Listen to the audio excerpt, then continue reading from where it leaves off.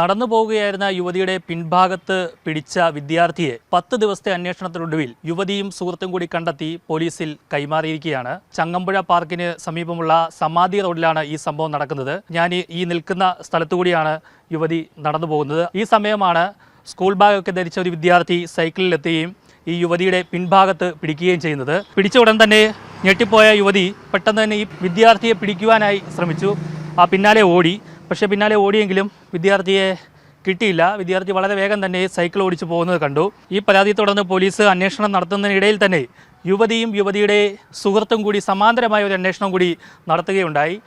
അങ്ങനെ ഈ സ്ഥലത്തെ പല CCTV ദൃശ്യങ്ങൾ പരിശോധിച്ചപ്പോൾ ഇത്തരത്തിൽ ഈ വിദ്യാർത്ഥി യുവതികളുടെ പിന്നാലെ പോയി ഇത്തരത്തിൽ കടന്നു പിടിക്കുന്ന ദൃശ്യങ്ങളാണ് കാണാൻ കഴിയുന്നത്.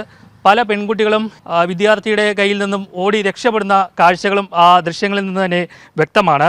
10 ദിവസത്തെ അന്വേഷണത്തിനൊടുവിൽ യുവതിയും യുവതിയുടെ സുഹൃത്തും കൂടി ഈ വിദ്യാർത്ഥിയുടെ യൂണിഫോമിൻ്റെ നിറം വെച്ച് സ്കൂൾ കണ്ടെത്തുകയും അവിടെ നിന്ന് ഈ വിദ്യാർത്ഥിയെ പിടികൂടുകയുമായിരുന്നു. പിടികൂടിയതിനു ശേഷം എളമക്കര പോലീസിൽ ഈ വിദ്യാർത്ഥിയെ ഏൽപ്പിച്ചു. പോലീസ് വിശദമായി ഈ വിദ്യാർത്ഥിയെ ചോദ്യം ചെയ്തപ്പോൾ ആ വിദ്യാർത്ഥി പറഞ്ഞത്, എനിക്ക് കണ്ടപ്പോൾ ഈ പെൺകുട്ടിയുടെ പിൻഭാഗത്ത് പിടിക്കുവാൻ തോന്നി എന്നുള്ളൊരു മൊഴിയാണ് നൽകിയത്. യുവതി പോലീസിനോട് പറഞ്ഞു, മറ്റ് നിയമ നടപടികളിൽ നിന്നും ഈ വിദ്യാർത്ഥിയെ ഒഴിവാക്കണം, പകരം കൗൺസിലിങ്ങിന് ഈ കുട്ടിയെ വിധേയമാക്കണമെന്നുമാണ് യുവതി ആവശ്യപ്പെട്ടത്.